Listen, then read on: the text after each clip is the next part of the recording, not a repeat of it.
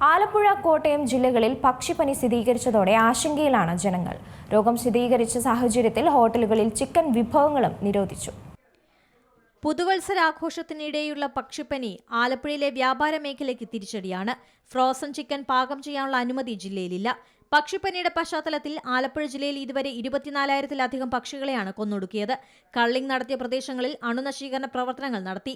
പക്ഷിപ്പനിയെ തുടർന്ന് കോഴിയിറച്ചി, മുട്ട എന്നിവ കൊണ്ടുള്ള ഭക്ഷ്യവിഭവങ്ങൾ വിൽപ്പന നടത്തരുതെന്ന കളക്ടറുടെ ഉത്തരവ് നിലവിലുണ്ട്. ഇതേ തുടർന്ന് ഭക്ഷ്യസുരക്ഷാ വകുപ്പ് പരിശോധന കർശനമാക്കി. ജില്ലയിൽ പക്ഷിപ്പനി സ്ഥിരീകരിച്ച സാഹചര്യത്തിൽ ഹോട്ടലുകളിൽ ചിക്കൻ വിഭവങ്ങൾ നിരോധിച്ചിരിക്കുകയാണ്. കോഴിയിറച്ചി വിഭവങ്ങൾ ജില്ലയിൽ നിരോധിച്ചതിനെ തുടർന്ന് ഹോട്ടൽ ഉടമകൾ കട അടച്ചിട്ട് പ്രതിഷേധിക്കുകയാണ്. ഹോട്ടലുകൾ അടച്ചിട്ടിരിക്കുന്ന സാഹചര്യത്തിൽ ഓർമ്മപ്പെടുത്തലുമായി ആലപ്പുഴ ജില്ലാ കളക്ടർ. വീട്ടിൽ നിന്ന് ഭക്ഷണം കൊണ്ടുവരാൻ മറക്കല്ലേ എന്നാണ് ജില്ലാ കളക്ടറുടെ ഫേസ്ബുക്ക് പോസ്റ്റ്. യാത്രക്കാരും ജോലിക്കാരും വീട്ടിൽ നിന്ന് ഭക്ഷണം കൊണ്ടുവരാൻ മറക്കരുതെന്ന പോസ്റ്റ് ഇതിനോടകം ശ്രദ്ധേയമായി. News desk Zee Malayalam news.